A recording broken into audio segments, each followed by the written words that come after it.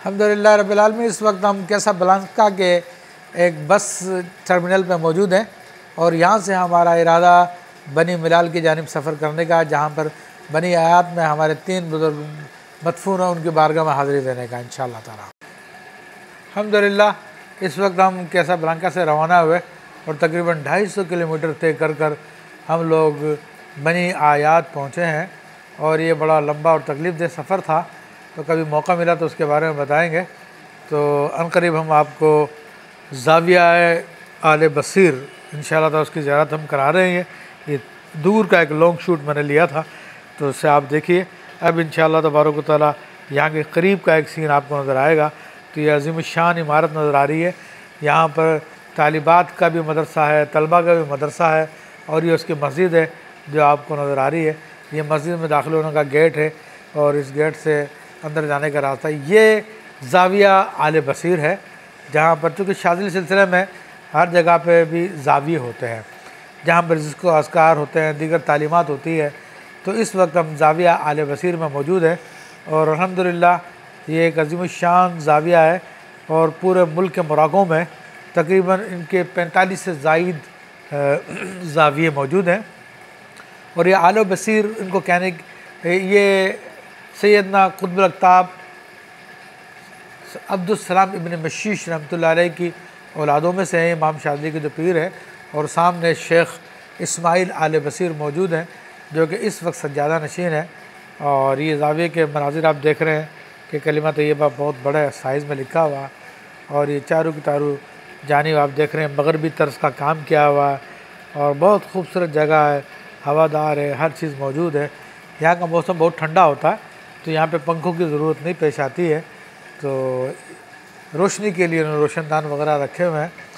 تو یہ ماشاءاللہ زبردست زاویہ آپ دیکھ رہے ہیں، اور یہاں پر تربیت کی جاتی ہے، لوگوں کو، مہمانوں کو ٹھہرایا جاتا ہے اور ان کی خدمت کی جاتی ہے۔ الحمدللہ اس وقت ہم مسجد میں موجود ہیں، اور یہ چونکہ یہاں پہ مدرسہ ہے اور زاویوں کے ساتھ عموماً دین کی تعلیم دی جاتی ہے، مدرسے ہوا کرتے ہیں، تو مسجد میں طلبہ کی کلاس لگی ہے، شام کا ٹائم ہے، مغرب کے بعد کا ٹائم ہے، اور یہاں پہ طلبہ پہلے تو اوراد و وظائف کرتے ہیں، ذکر و اذکار کرتے ہیں، اور پھر صبح و شام قرآن مجید کی تلاوت کرتے ہیں ہم آواز ہو کر، اور اس میں قرآن مجید کا نصف پارہ صبح پڑھا جاتا ہے اور نصف پارہ شام میں پڑھا جاتا ہے۔ لیکن اس وقت یہ درود و سلام کا ٹائم ہے، دیگر اذکار کا ٹائم ہے، تو الحمدللہ یہاں پر اذکار وغیرہ کا سلسلہ روزانہ کی بنیاد پہ کیا جاتا ہے، اور نوجوان بچے یہاں پہ ہوتے ہیں۔ خود شیخ اسماعیل آل بصیر دامت ظل العالی بھی ان اذکار میں شریک ہوتے ہیں، بچوں کی تربیت فرماتے ہیں۔ پھر الحمدللہ یہ مدارس وہ ہے جو قدیم طرز پہ چل رہے ہیں، اور ابھی تک انہوں نے وہ قدیم سسٹم کو جاری رکھا ہوا ہے۔ یہاں پر ہم آپ کو دکھائیں گے کہ طلبہ سے باقاعدہ قرآن مجید لکھوایا بھی جاتا ہے، اور ان کو تختی پہ لکھوایا جاتا ہے، کہ ہمارے یہاں پہ تو آج کل اور شہروں میں بلکہ تختی کا فیشن ختم ہو چکا ہے، لوگ تختی استعمال نہیں کرتے، لیکن یہاں پہ مغرب میں جس میں زاویوں میں گیا ہوں، مدارس میں گیا ہوں، تو الحمدللہ وہاں پہ باقاعدہ لکڑی کی تختی ہوتی ہے، اور بچے قلم سے اس پہ قرآن مجید فرقان حمید کو لکھتے ہیں اور اس کو یاد کرتے ہیں۔ تو یہ بڑا عظیم الشان سلسلہ الحمدللہ رب العالمین۔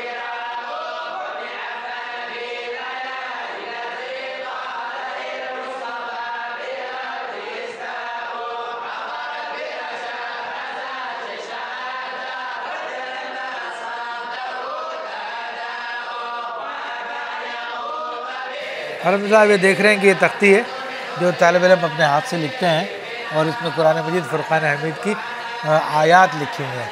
طالب علم لکھتا ہے، پھر اس کو یاد کرتا ہے، پھر یاد ہو جاتا ہے تو پھر نئی تختی لکھ کر لے آتا ہے، اور یوں اس کا سلسلہ چلتا ہے۔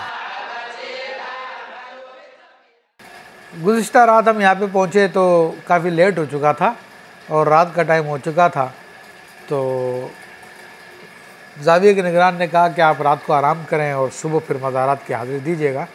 تو یہ الحمدللہ دیکھ رہے ہیں مزار شریف ہے، اور ملک کے مغرب کے بہت مشہور بزرگوں میں سے قطب کبیر حضرت ابراہیم بن مبارک آل بصیر رحمۃ اللہ علیہ ہیں، پھر ان کے فرزند محمد حبیب آل بصیر ہے، پھر ان کے فرزند محمد مصطفیٰ آل بصیر ہے، اور انہوں نے یہ زاویہ قائم کیا، یہ مدرسہ قائم کیا ہے۔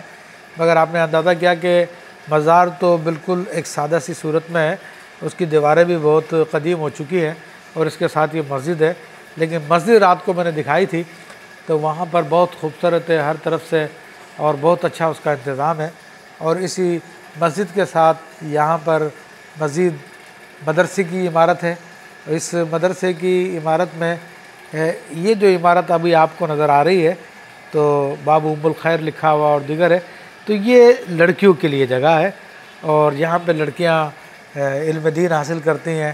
اور یہ سامنے جو دروازہ نظر آ رہا، یہاں سے گزر کے جب اس طرف جاتے ہیں تو وہاں پہ طلبہ کے لیے جو ہے عمارت ہے، جہاں پہ طلبہ جو ہے علم دین حاصل کرتے ہیں۔ تو مزار شریف کی میرے دکھانے کی خاص بار سے وجہ یہ تھی کہ آپ دیکھ رہے ہیں کہ یہاں پہ مزار شریف باوجود یہ کہ بہت مشہور اولیاء کرام ہے اور دنیا بھر سے لوگ ان کی بارگاہ میں حاضری دیتے ہیں، لیکن مزار سادہ سا ہے، اور مسجد وغیرہ، مدرسے وغیرہ ہر چیز بہترین بنی ہوئی ہے۔ خود مزارات کی آپ اونچائی دیکھیے تو وہ بھی زیادہ اونچی نہیں ہے، سنت کے مطابق انہوں نے رکھی ہوئی ہے۔ تو ان لوگوں کو معلوم ہے کہ کس پہ پیسہ خرچ کرنا چاہیے، کہاں پہ پیسہ خرچ کرنا چاہیے۔ ہمارے یہاں پہ اس کے برعکس ہے کہ مزارات پہ تو بہت زیادہ خرچ کرتے ہیں، لیکن مسجد و مدارس پہ لوگ خرچ کرنے کے لیے اتنے تیار نہیں ہوتے۔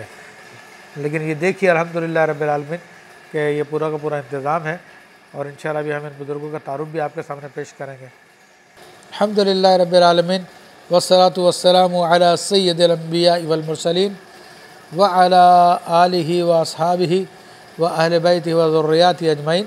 الحمدللہ پاکستان سے میں جس نیت سے نکلا تھا کہ ہمارے سلسلہ عالیہ شاذلیہ کے اولیاء کرام کی بارگاہوں میں حاضری دوں اور ان کی ویڈیو بناؤں اور ان کا انٹروڈکشن لوگوں سے کراؤں، تو الحمدللہ اس سلسلے میں جن بزرگوں کی بارگاہ میں سب سے پہلے پہنچا ہوں تو یہ موراکو، ملک موراکو کے ایک بڑے شہر بنی ملال کے نزدیک ایک پہاڑی سلسلہ، پہاڑی علاقہ بنی آیات ہے۔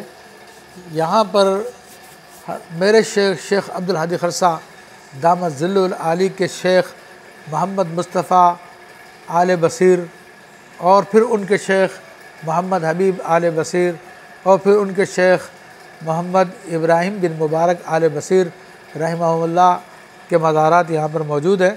تو یہ ان کے ناموں کی تختیاں لگی ہوئی ہیں۔ اب ہر ایک تختی کے اعتبار سے الحمدللہ میں آپ کے سامنے پڑھ کے اس کو سناتا ہوں، اور ان کا مختصر یعنی ان کے تاریخ وصال وغیرہ بیان کیے گئے ہیں۔ تو پہلی تختی میں لکھا ہوا ہے کہ ولی صالح استاذ عارف باللہ اور اعلیٰ ہمت والے شیخ سیدی محمد مصطفیٰ بن شیخ سیدی ابراہیم بصیر رحمہ اللہ کا انتقال بدھ کی شام 12 شعبان المعظم 1427 ہجری میں ہوا، جو کہ شمسی اعتبار سے 6 تاریخ ستمبر کی 2006 بنتا ہے۔ تو اللہ تبارک و تعالیٰ ان پر اپنی خصوصی رحمت نازل فرمائے۔ پھر دوسری تختی ہے ان کے شیخ، ان کے بڑے بھائی یعنی سیدی محمد مصطفیٰ آل بصیر کے بڑے بھائی سیدی محمد حبیب بن سیدی ابراہیم بن مبارک آل بصیر ہے، اور ان کا وصال منگل کے دن 14 صفر المظفر 1409 ہجری میں ہوا، اور ان کی بھی تاریخ وصال شمسی اعتبار سے 27 ستمبر 1988 بنتی ہے۔ اللہ تبارک و تعالیٰ پر اپنی خصوصی رحمت نازل فرمائے۔ تیسری تختی ان دونوں بزرگوں کے والد اور ان دونوں بزرگوں کے شیخ حضرت سیدی ولی صالح الاستاذ العارف باللہ بہت اعلیٰ ہمت والے شیخ سیدی ابراہیم بن مبارک آل بصیر رحمہ اللہ ہے، اور ان کا وصال 15 رجب المرجب 1364 ہجری میں ہوا۔ اللہ تبارک و تعالیٰ ان پر اپنی خصوصی رحمت برکت نازل فرمائے۔